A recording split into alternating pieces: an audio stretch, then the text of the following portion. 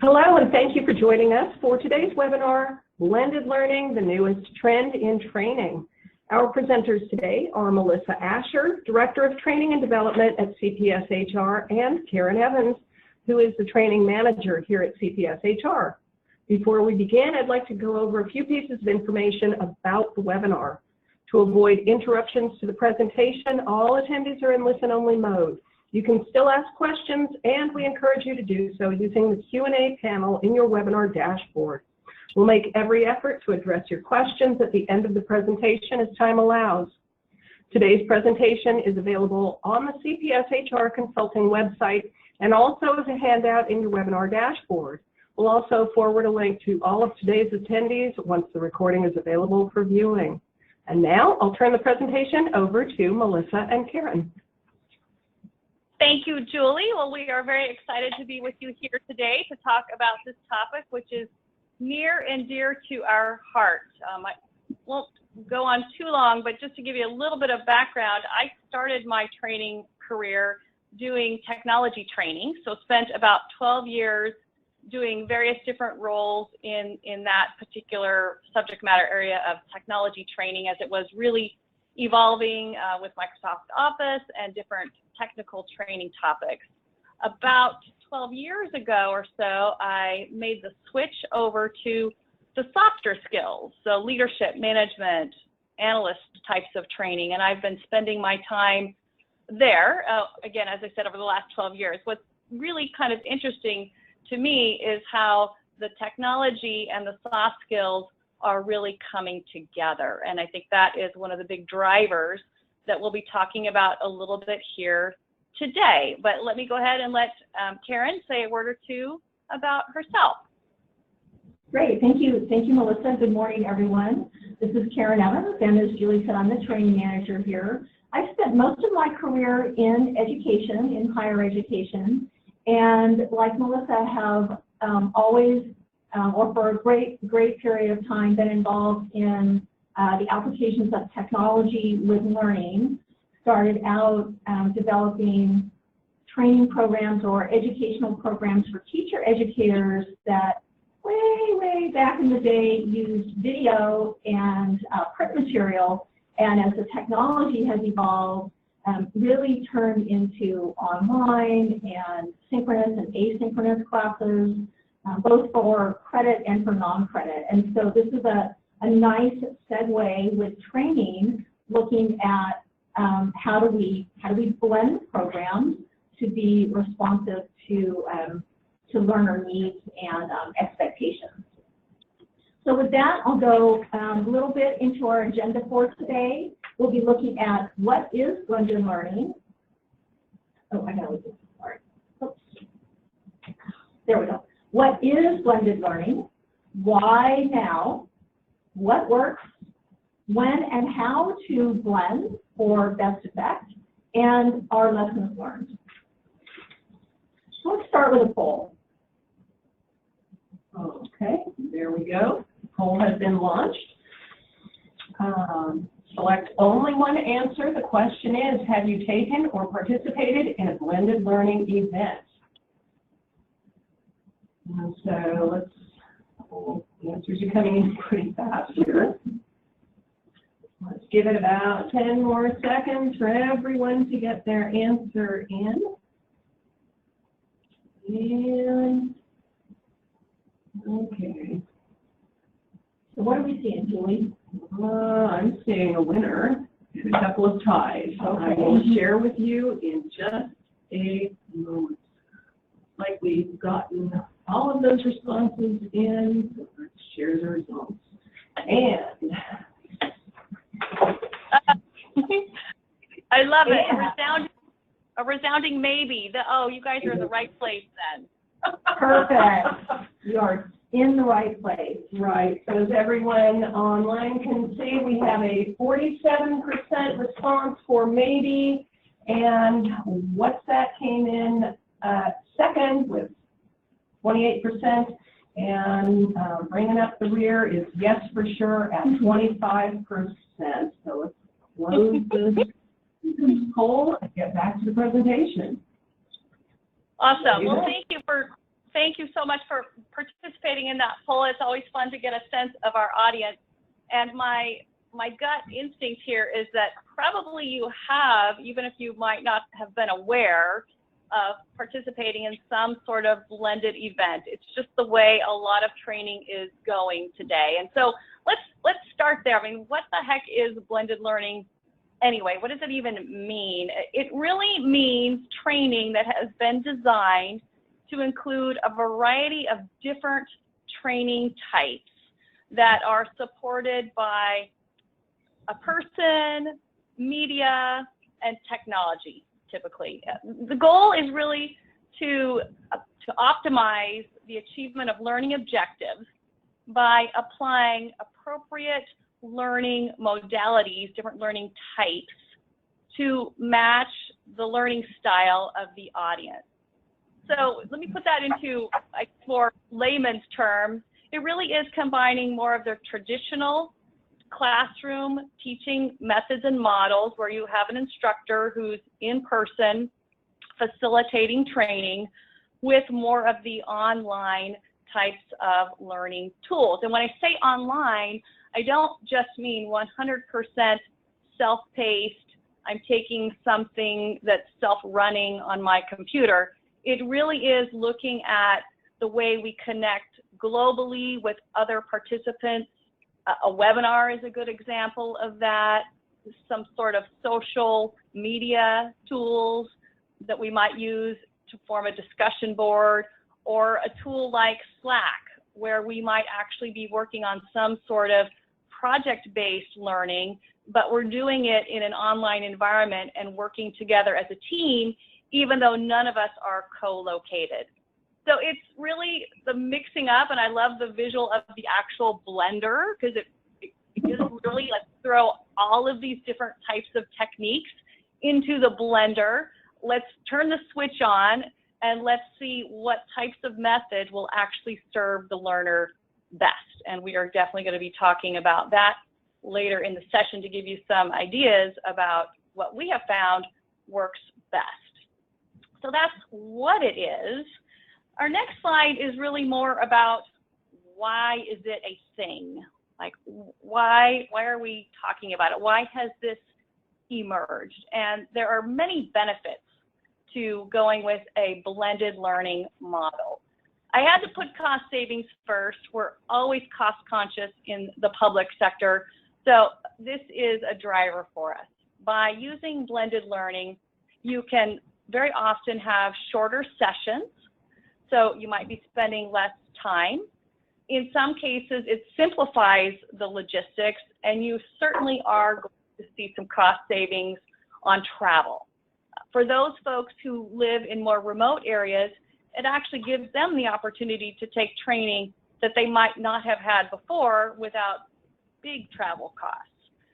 And the less travel, that is not only the direct cost of the travel, but think about the time. You know, we've had people come from Eureka to take our classes at our training center in Sacramento.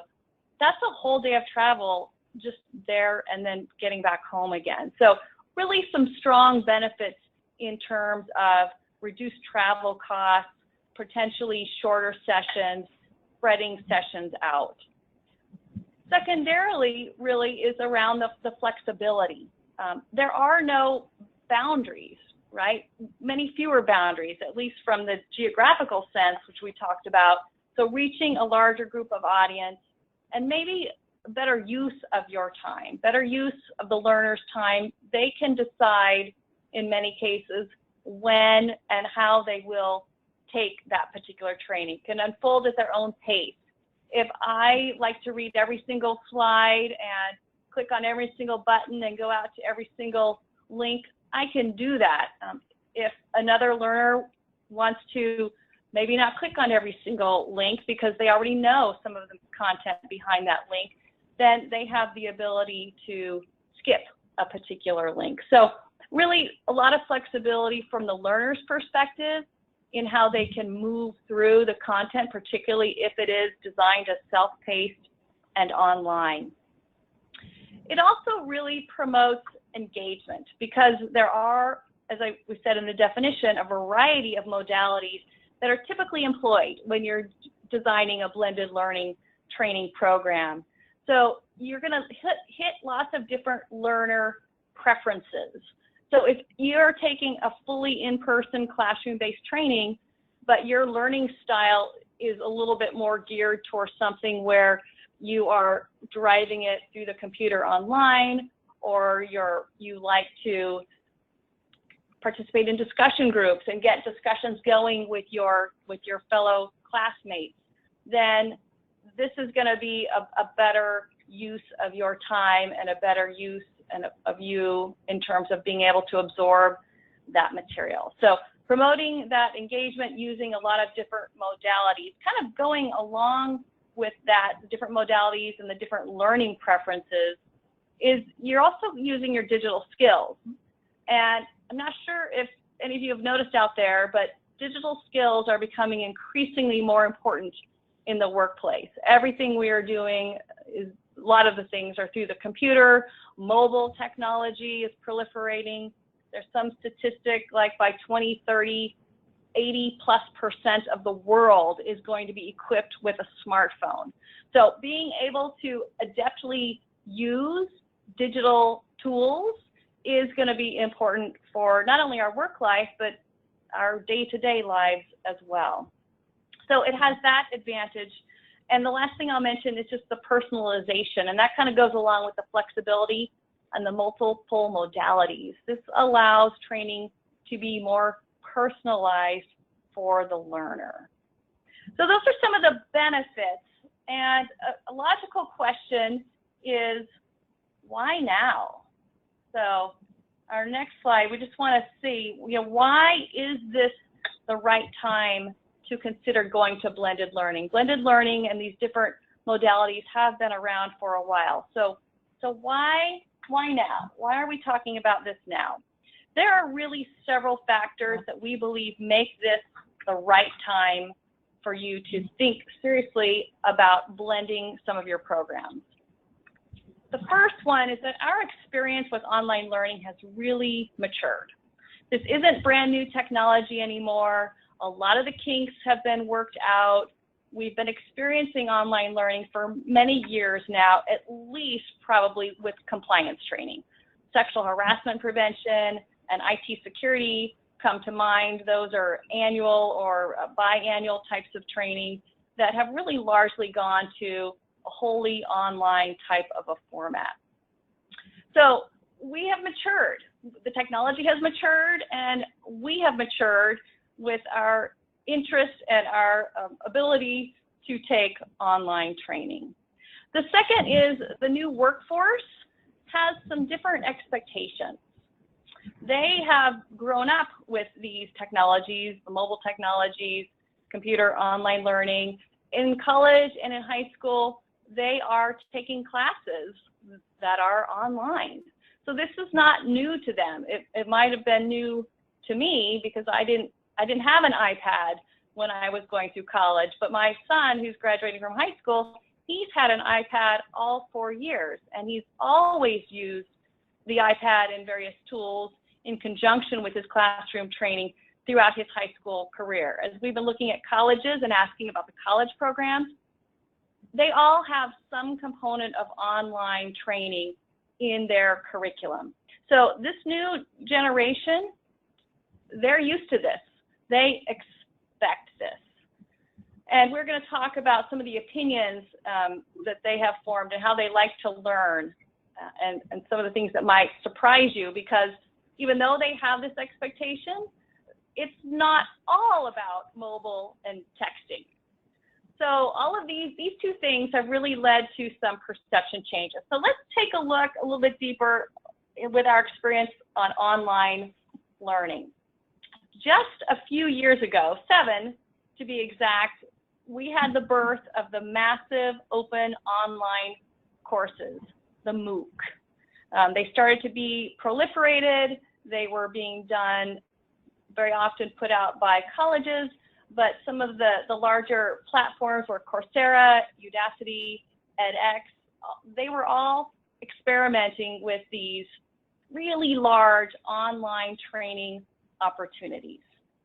which was cool. It was cool, it was new, it was exciting technology. But what they kind of found is that only about half of the people who registered for a course ever actually viewed it, and only about 4% actually completed the courses. So this was recognized as a challenge and a problem with online training. Something was not right with this particular formula. So one group decided that they would include with their online training, with their MOOC, an online mentor, in the hopes that this would help more students take the course and actually complete the course. But what they found in the pilot course is that even that failed. They had a little bit higher percentage, but in some cases, it was actually worse. And it certainly was worse than those who took the classes on campus. But that was 7 years ago. So over time, today, we have made some progress, right? Oops, go ahead, let's go back to that slide. Some progress, but on average, for those types of courses, we're still only looking at a 15% completion rate. So what I'm suggesting to you here that relates to blended learning is that there has been a bit of a backlash. There has been an epiphany, maybe is a better way to say it, that online learning wasn't quite the answer we were all seeking, because the learner didn't actually, and you can fill in the verb here, enjoy it, get enough out of it. I mean, again, pick your verb, but something was not right for the learner since completion rates were so low. So we believe that this is validation for a blended learning model. There needs to be a little mixing. It can't be 100% pure online in all cases, because it's just not, it's not something the learners gravitate to. It's not something that they're compelled to complete and retain. We are seeing, I would say though, on the compliance road, that this is where there is some staying power and where the results for 100% online learning are looking better. So it's not to be discounted. I think one of the key things we want to impart to you is you really need to consider the content.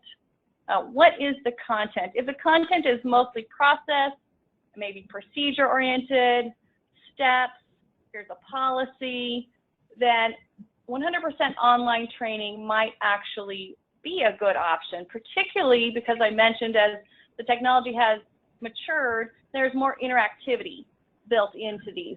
I've seen a lot of quizzing, I'm seeing a lot of scenarios used that make the training engaging in that 100% online format.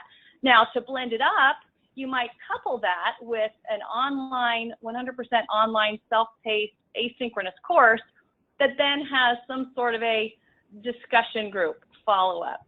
That could be to address any questions, that could be to deepen the learning, that could be to apply the policy, the procedure, the requirement in some sort of way where there is some dialogue. So there is some progress there. As we were looking at the research in preparation for this, and we follow ATD, of course, quite a bit, as most folks in the training community do, the research seems to bear this out, that there is a large percentage of population, 66%, that are still delivering training with all instructor-led. This is in 2018, right? There is a large percent, though, too, 29%, that is doing all self-paced. And then there's a bunch of other, many smaller percentages. So these two do seem to have staying power. So blending them up together makes a lot of sense. And if we look at our next slide, you can see over time how this has changed. Here we are in their latest survey here with Instructor-Led Classroom is holding pretty strong at 54%. And that actually was declining after 2013, went down as more modes were shifted to the online side, and now has come back as being almost as high as the 2013 and the 2012 number. So I think this illustrates kind of a little bit of that backlash that we saw. We thought as a world we were going all online, everything technology based, but then we had some backlash. Completion rates were not happening, retention was not happening, there were issues from the learner's side, and so now we're seeing it come back and more of a mix between live instructor, which classroom, as well as different online types of options coupled with self-paced. You do see the self-paced column D there, that does seem to be steadily rising. So we expect those two trends to hold true. I think we've got some stability now between these two different types, and we will continue to see them hold strong. Okay, so the second point we wanted to talk a little bit about is the expectations of the new workforce, the incoming workforce. Of course, we're talking about the millennials and Gen Z, who are waiting in the wings, soon to be entering a workforce near you. But certainly the millennials have joined us and will continue to grow in ranks within our agencies. So what are we seeing there? This is a Q&A, so feel free to, what are you seeing in your own workplaces? Are you seeing a shift in the way that people are learning and in what way they prefer? Just go ahead and respond in the chat box. Right in the Q&A box is fine, and we can take all of your answers.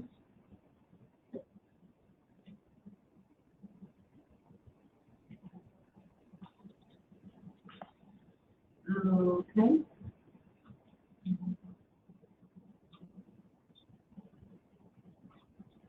Okay, someone says lightweight. And yeah, just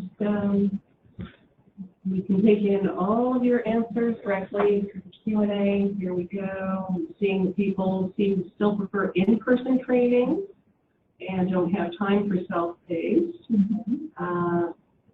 Blended learning with responsibility on the learner. Okay, great. Thank you for sharing. So we are seeing.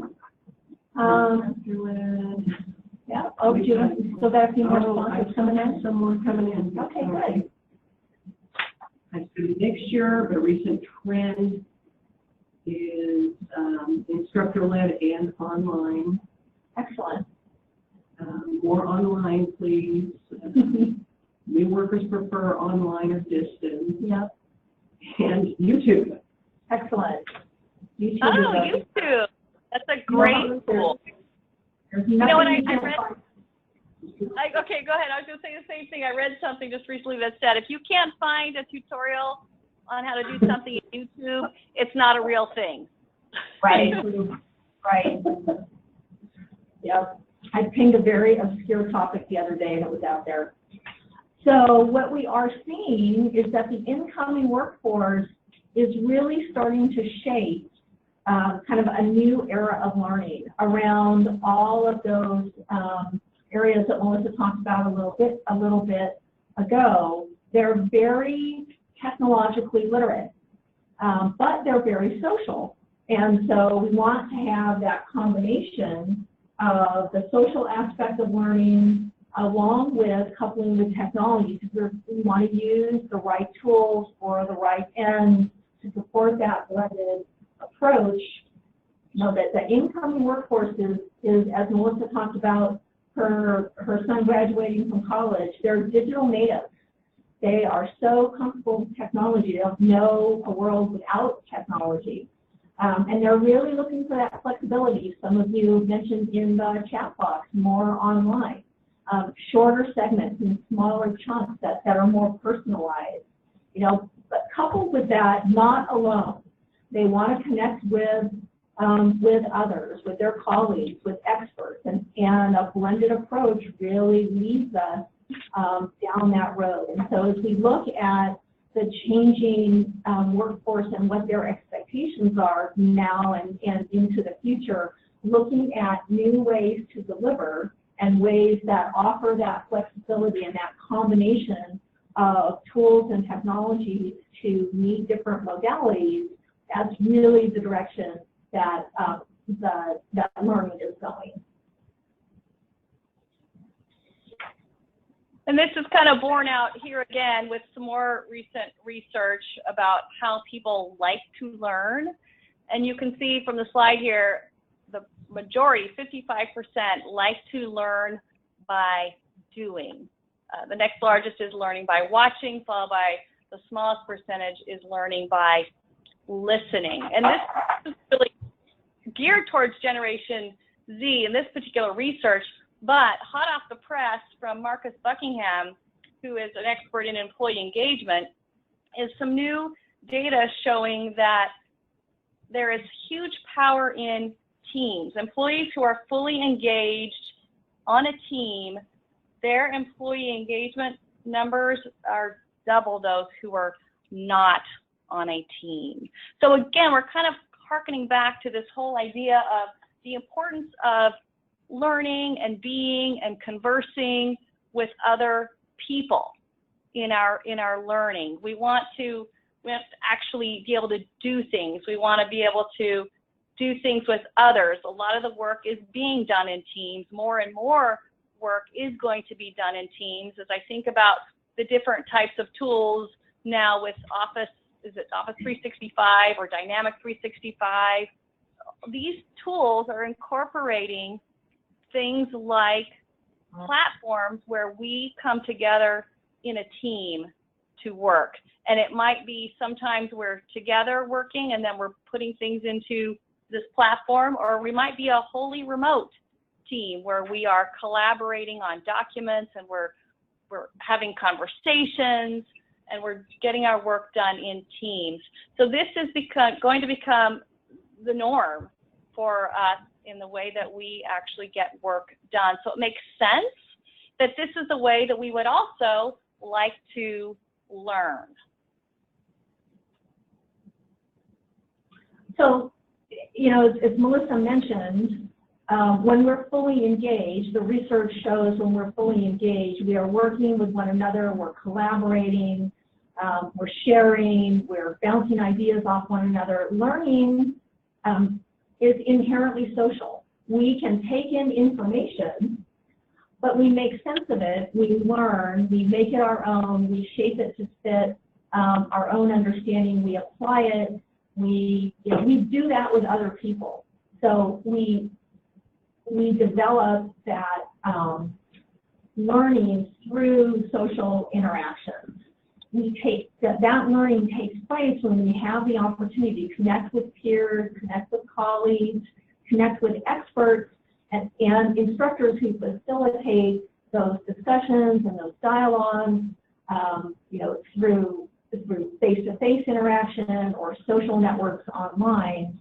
And the blended learning framework really gives us the opportunity to take advantage of the best of both, right? So we can come to class, we can have the expert, the instructor, the facilitator, facilitating that exchange, that meaningful dialogue, probing questions and questions from the class to help clarify our thinking or think about new ways to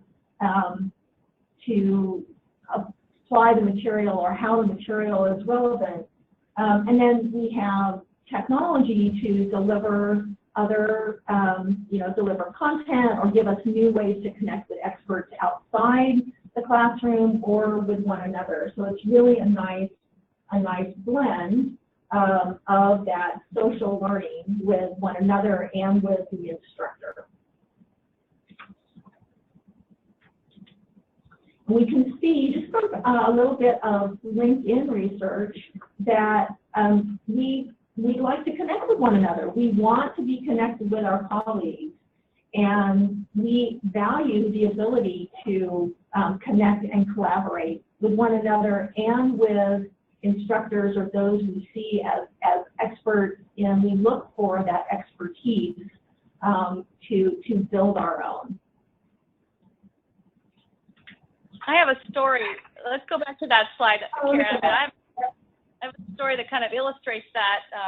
A couple of years ago, I was taking some leadership training, and it was an online training course, and it was a very interesting course. But one of the exercises, which I was doing with my computer and myself, was around leadership competencies. And so as part of the course, I was asked to come up with a list of, I forget how many, 3 to 5 leadership competencies that I felt were the most important. So, here I am, I'm sitting in my office, I'm thinking about the question, and I answer the question, and there's a box, and I typed in the 5 that I thought of, and then, clicked on next, continue, and then sure enough, the program, the online training then, told me that, okay, these were the ones that they would recommend, and there was a couple that were the same and a couple that were different, but I remember the experience and the feeling of thinking, well, I wonder what other people would say. So I listed 5. The program gave me 5, some of which overlapped and some which didn't overlap. Does that mean the ones that I put that weren't listed are wrong, or am I off base? It left me with all of these questions and wanting and really craving, even if it was maybe with a webinar or even a discussion board, to have some conversation with other folks, because I wanted to expand my thinking beyond just my own thinking, which is obviously very filtered through my experiences. And then you had the information coming directly from the training, which was very interesting, but I couldn't help but wonder what kind of a dialogue we might get into if we actually had a number of people talking about it, and how that would have deepened my learning. Because as you can tell, I don't even remember the 5 that I wrote down that day, or the 5 that were presented in that online program, whereas had we had some sort of interactivity, some discussion, I have to believe that my retention might have been a little bit better, because I would have been connecting it to an experience. So I think that's an illustration of the power of moving to some sort of method, a blending, where there is more of a social learning component. So that's the social side. The other piece, though, that we have come light years ahead is really in technology. The rise of technology tools and platforms are much more stable. We have much better tools than we have ever had before. So, for instance, a lot of consumer technologies are helping us now. We have tablet computing. I mentioned the proliferation of the smartphone, of the mobile phone. People are watching videos, YouTube videos all day long on their phones. It's just-in-time training. So these technologies are being used regularly in the workplace. And even if the employer is not supplying them, the employees are bringing them. They are their own personal devices. So if they need something, to the Google. My husband is famous for that, to the Google. Whenever we don't know anything, off we go, and we have a phone or a tablet or an internet connection somewhere that allows us to do that. And that brings up another technology that I'm sure you've heard a lot about, and that's the cloud, right? There is this expectation that the internet is available everywhere. I mean, I know I experience that when I travel. I get very frustrated if I can't get a good internet connection. It's become one of those things like the telephone service used to be. It's just expected. I mean, we've got 5G coming, hopefully, to a neighborhood near us soon. I mean, it's this whole idea of being able to access information anywhere. And then you've got social media. So we are really moving more and more into a collaborative environment. I think it started with the social media, social networks, things like Facebook, Twitter, and LinkedIn, but is really expanding now. And I mentioned earlier Office 365. I don't know if any of you have experienced Microsoft Teams, which is a new Microsoft product that they are pushing pretty heavily. And it truly is designed as a collaborative environment where people come in and out. You might have a real-time team. You have team members that are hitting it at different times, but work is being done through these types of platforms, you know, wireless, cellular, broadband, I mean, all kinds of those things. And then there are some of the other, I guess you could call them tools, but things like badging and gamification to keep us more engaged. As I mentioned earlier, the online training is no longer you push start and it starts to run and you can walk away and, you know, get a drink or get lunch and come back and it's still running. You know, it's not like that anymore. There are lots of interactive tricks. I'll call them tricks, I guess. Whether it's clicking on the next button, there are lots of different scenarios. There are matching. There's just all kinds of different ways that as learners we can now engage with the online piece. Or you think about even in this webinar, we had you answer a poll.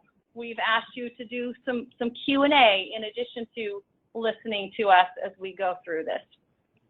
There's also some new models out there. The flipped classroom, that really became popularized with the Khan Academy, but has a lot of value where let's upfront load the learning pieces that people can learn at their own pace. If I'm going to read through it and take 10 minutes, but Karin is a fast reader, she's going to be able to read through it and retain it equally well in 5 minutes, that should be okay. If we have that kind of personalization, let's do that. Let's make that content up front in a way that we can access it on our own time and at our own pace, and then come together in a classroom environment, virtual or in person, where there is an instructor or a subject matter expert who now knows everybody coming in has that foundational experience, and we're going to build on it. We're going to apply it. Things in the classroom are all about the application. So these things work now because it's stabler. We have more access. I remember in the beginning, it was hard to get people in to GoToWebinar. Now it's really becoming ubiquitous. We've used GoToWebinar, maybe used WebEx, Adobe Connect. There are many, many platforms, and they have gotten much better in the way that they serve up their platforms so they are accessible. And the tools, you know, Zoom is great. If anybody hasn't tried Zoom, it's virtually free or very low cost on a monthly basis to do trainings, to do webinar-based training, and I believe it even has a video incorporated into it. Lots of improvements coming. LMSs, learning management systems. Learning management systems are being built now so that you can preload all of these things. I know we are doing this with our courses that we are blending, so you register once, but then you get access to the pre-work, you get an email, you've got a place you can log into where you can launch your online learning, you know when and where you need to be for the interactive portion, and then you've got some post follow-up type of work that comes either through the platform or an email to you. And the LMS can manage all of this because the logistics were challenging before these tools were in place. Having an LMS or even a CMS, a content management system, really enables us to explore these technologies, to explore these different learning ways without the technology getting in the way. That was a big detractor in the past. If we're distracted by the audio not working, or I can't get the slides to advance, or it's getting stuck, that dramatically takes away from the training experience. But with the better experience and the better tools, those things are mitigated. And the last kind of interesting thing about having these better tools and these systems that can run these types of blended programs, which are comprised of many different components, is that you can break these components down into shorter chunks, which actually helps with retention. And with one of the things that I think someone typed in earlier is, who has time to take training in the first place? It's hard to find time to take training. I have to take a whole day out, and sometimes it's nice to get away from the office, so don't get me wrong, but sometimes it's really hard to get away.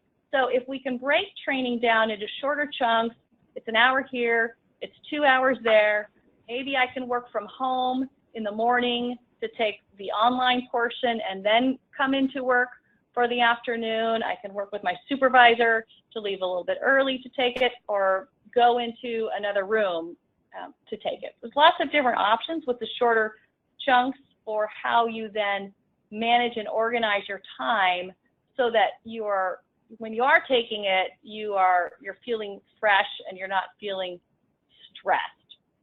And there's another benefit for that we want to share with you on the next slide, which is the forgetting curve. So some of you have probably seen this already, but if you have taken training with this curve and what the research behind it tells us, is that after the second day of training, you take a training class, 2 days have elapsed, you are retaining about 30% of that material. 20 minutes later, you've already lost, 40% of what you learned in that class. At an hour, 9 hours later, you're well under 50%. 2 days later, about 30%. As you can see, it kind of levels out there at about 20% is what we can realistically retain from a full day training class. But when you move to blended learning, on our next slide, and you have different intervals where now on day one, you're taking 2 hours and then you're dropping off, but maybe a couple days later, you're responding to a discussion board. Then a couple days later, maybe you're doing a class assignment. On day 6, you're coming in and you're experiencing training with colleagues. You can see that your retention rate can dramatically improve. So that's another real important thing to consider when you think about blending your training. And I'm going to turn it over to Karin to talk about really what's working. Thank you, Melissa. That was a great segue into this section. And I think when we look at successful blended learning and really what works, it's that starting initially with what do you want to achieve, right? What are your outcomes? What are your goals? And how are you going to know? So then how are you going to structure your class or your training to meet those objectives, meet those outcomes, and give you that evidence that the training has been effective. But then also going back to the forgetting curve and the structure, how can I structure it to give learners that time in between to practice, to think on what they've learned, to interact with one another, so that they do make sense of the material, so that they do have that opportunity to talk to their colleagues, talk to others online, find out what others think of the leadership competencies that you've posted to the discussion board. Because again, going back to the notion of learning is inherently social, you want to have those opportunities. You don't learn in isolation. You might gather facts, you might have a view, you might post your view, but you're going to learn by grappling with those ideas. And so when you structure blended learning, you want to, when you look at the structure of a blended learning class, you want to look for what are those opportunities where I'm going to learn and I'm going to have an opportunity to interact and with my colleagues, with my peers, with the instructor.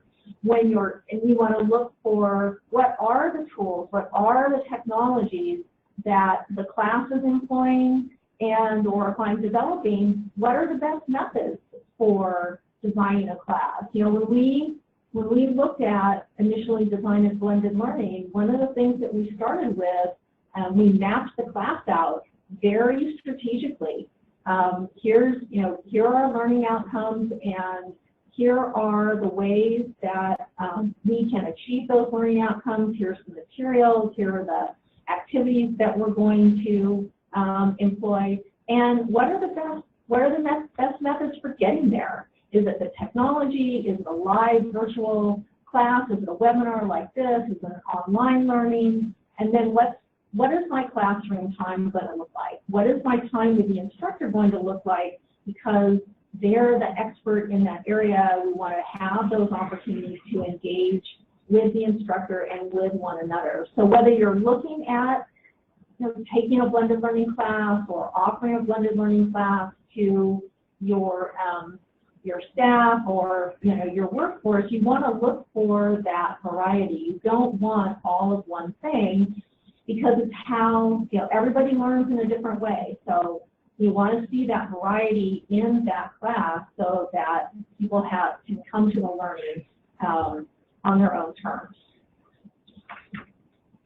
And so when we look at really what works, it is, again, back to what are my objectives? Who's my audience? Is it leaders? Is it managers? What kind of time do they have? Is it staff? Who is my audience for this particular training? What is the context for the training? Why is it needed? Is it compliance training? Is it something that people are going to sign up for on their own? You really want to look for what are my objectives, and there's what resources do I have on my end to develop the training? What resources are learners going to need in order to take the training? Right. So want to be sure that people are prepared for what the blended learning class will be. And there's really not a single right way to do it. Right? There are because people learn differently, you'll see different structures for blended learning, but kind of going back to, again, you want to see that mix of tools and technologies to meet learners where they are. Melissa, anything to add there? No, I think that's great. I mean, I think I like your key message here is don't be intimidated by this. You can't do it wrong. I mean, just pick some learning and have that discussion about the best way to serve it up, thinking about your audience, their time, their experience level, their attention span, things like that. Right. Thank you. Yeah. So when is the best time to blend? Well, like we said, there's no one right way and there's no one best time, but some things to think about, and this is what we're seeing, is that a blended model is very effective when learners are widely dispersed. Melissa gave the example earlier of people coming down from Eureka to Sacramento for training. It says that's a hike from Eureka. It's an all-day trip.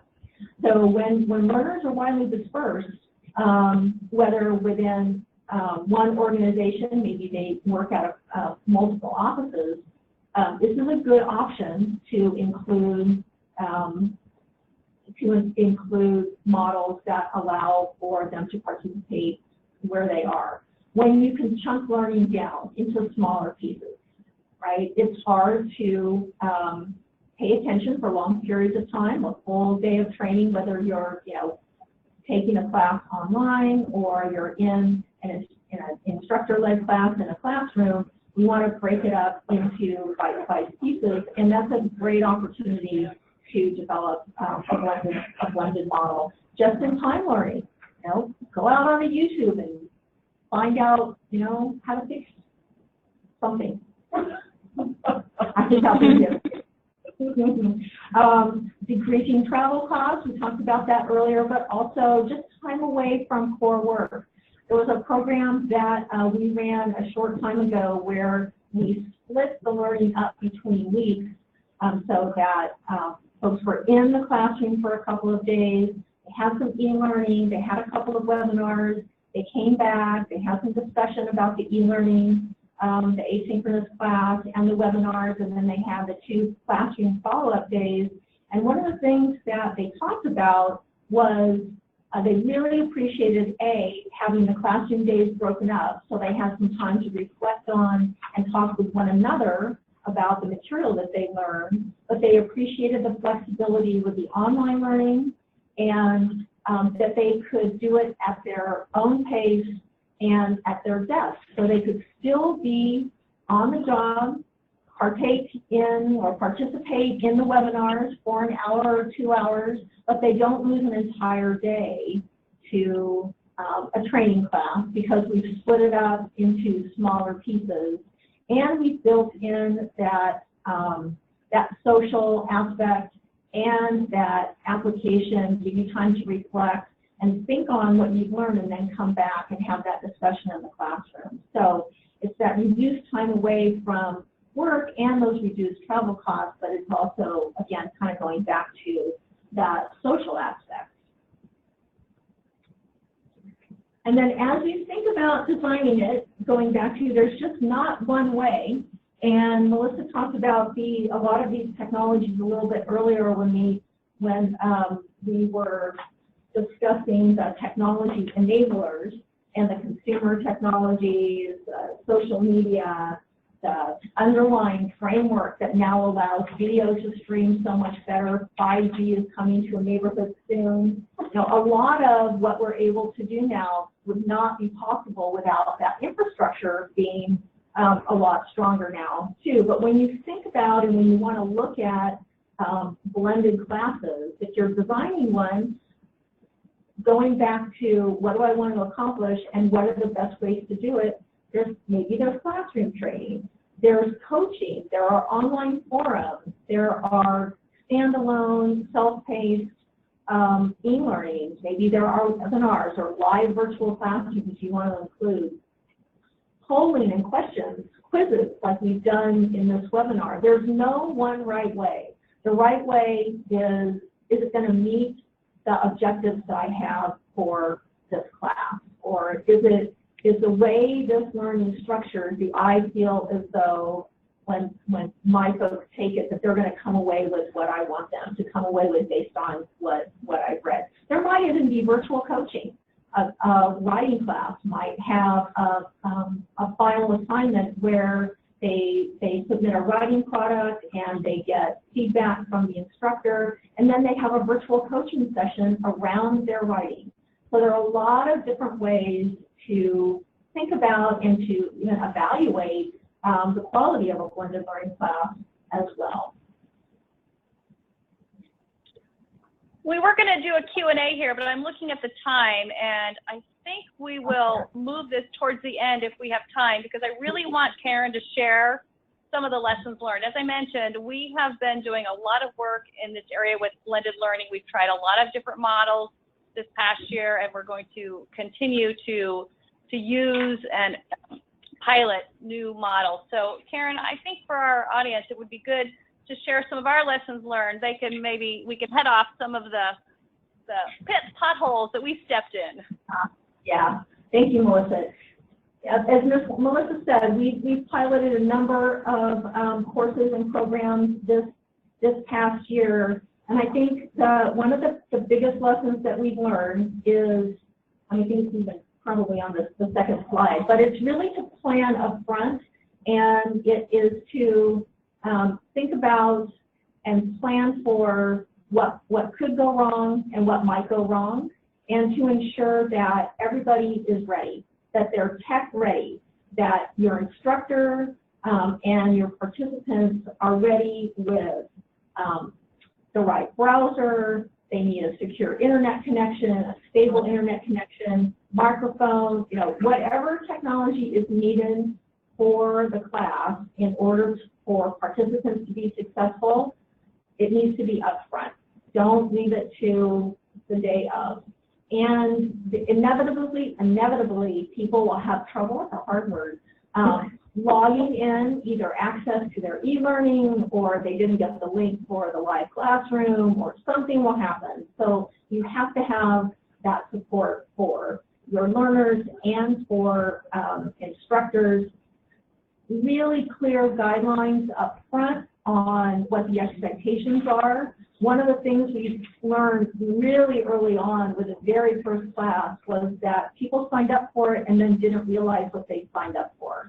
Even though we thought the description was very clear that you'll have, you'll take an e-learning that you'll have to complete prior to coming to class, you'll have an assignment afterwards, and you'll have a coaching session. People just did not understand what they signed up for. So just be super clear. And be clear if you're going to sign up for a blended learning class, ask those questions, but be sure that learners understand what they're getting into. And I think that the other thing that we have learned in the last year or so, I mentioned the split class with the 2 days and then the e-learning and the webinar, is to really plan up front and design up front your learning based on what do you want to accomplish, what are your goals and objectives, because that's what needs to drive what your structure is, what your assignments are, how your instructor interacts. It drives everything, what your goals and objectives are. And it builds in that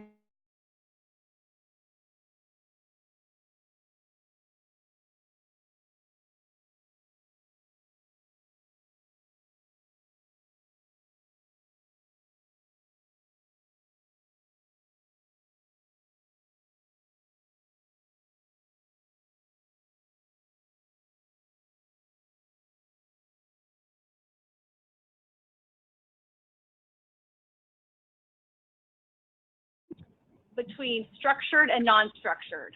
That has been one of our key takeaways, because to build in that flexibility, we want there to be a little less structure, meaning we're not going to tell you exactly when to take every piece and part of this training, but we do need to drive the fact that you will complete it by whatever X date it is, so that we can actually say that you have completed it. So that was kind of a very interesting learning point that we had to really take to heart in one of our programs and redesign, so that there are, and let's maybe call them checkpoints or accountability kind of checkpoints along the way. And that, I think, really goes to kind of what our wrap-up slides here. I mean, the power of the blended learning. We've talked a lot about how it's personalized and how it's flexible. So I think that has come through loud and clear. But let's talk a little bit about the power of it to promote ownership. And it's really important that we promote ownership when it comes to our workforces. Again, don't know if you've noticed, but there are a lot of rapid changes happening in our world, in our personal world, and in our work world. Some research recently by the World Economic Forum, they have a report on the future of jobs for 2018 version came out. They are saying by 2022, 54% of the workforce will need reskilling or upskilling, and artificial intelligence and brand new jobs that aren't even envisioned today as we talk.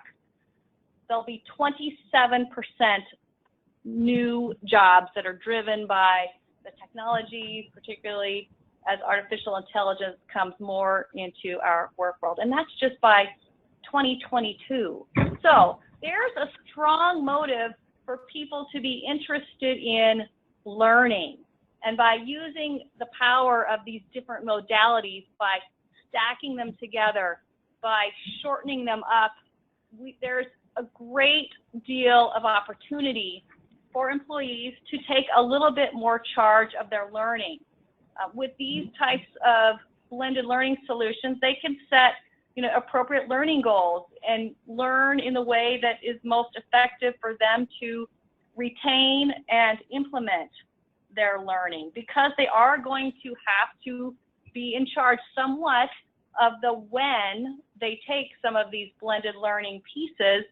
That is driving some responsibility on their end to stay on track, to get to the end of that class along with everybody else. And the ability to develop the resources or to talk with folks when they have challenges. It's a little bit of that self-advocacy. If I am having trouble using the technology, then reaching out to that contact and getting the help that I need to be able to proceed through. So important power of blended learning, particularly as we move more and more into this new future of work. So that, I think, is it for our presentation today. Juliet, did we have a couple of questions? I know we're right at the top of the hour. Right, that does take us right to time. If you have just a couple of extra minutes, we can pick in at least one or two questions that have come in. So let's see, first one is, how would government leverage blended learning, and how do we get buy-in from executives? Okay, so those are two different questions. I mean, I could maybe take a crack at the first one, Karin, and then definitely have you fill in. So how would government leverage blended learning? I think through the things we've talked about today, by using some sort of a learning management system, or partnering with training providers that are using learning management systems that then can provide training records back. It's rethinking the content. It's thinking about content in smaller chunks. I think it's also thinking about the just-in-time types of training and doing training more in teams, because that type of training is going to naturally not only help them learning whatever that skill is, but also has tremendous impact on their employee engagement. Karin, other thoughts on government leveraging it? Well, I think it's something that, with the flexibility, would allows for workers to continue to, employees to continue to upskill, continue to keep their skills current, meet the future demands of their organization, and continue to provide value, which I think is how you're going to get executive buy-in as well, when you demonstrate the value of the training, when you demonstrate, what I'm going to come back to the organization with, and the benefits to the organization, and what some of the savings are. Frankly, less time away from work and reduce travel costs.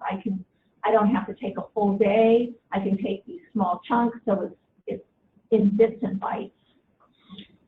Okay, yeah, absolutely. Go ahead.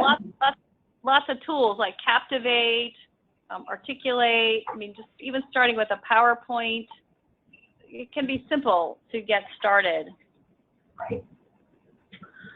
One of the things I would add, let me add one more thing about how to get buy-in from executives. I think along the lines of what Karin was saying is it's really showing the value. So incorporating projects into your blended learning piece, I think, is a great way to do that, because now as part of the training, we are actually solving a real work problem, and we're working it together in a small group or a large group, so that at the end of the training, not only have we demonstrated the skills, but we actually have something tangible that's work related to show to the organization. Okay, awesome. So I'm going to say, let's just take one more question. We do want to be respectful of everyone's time, but try to address some of the questions too. So here's one that says, any specific recommendations for harassment training? Yeah, well, I can offer a few. We talked a little bit about it. I think what I've seen that has worked really well are incorporating scenarios, whether that's either in person or online, but I really like having real life scenarios where the learner is making some decision based on a fact pattern, and then making a choice as to what the next action would be, and then seeing how that action played out versus another action. And the other I mentioned was, after they've taken maybe a self-paced e-learning module, can you bring the group together either virtually, a la webinar-ish or Zoom, something like that, or in person, to dialogue a little bit about, you know, what were the key learning points, what was surprising, what was interesting, what could use a little more explanation, and then you get that social aspect. Awesome. Thank you so much. So as I mentioned, we are a little bit over time now, so we'll go ahead and wrap this up. I want to thank you, Melissa and Karin, for a great presentation, and thank you to everyone who joined us today. We will send an email with a link to today's recording and the slide deck. Thank you, and have a great day.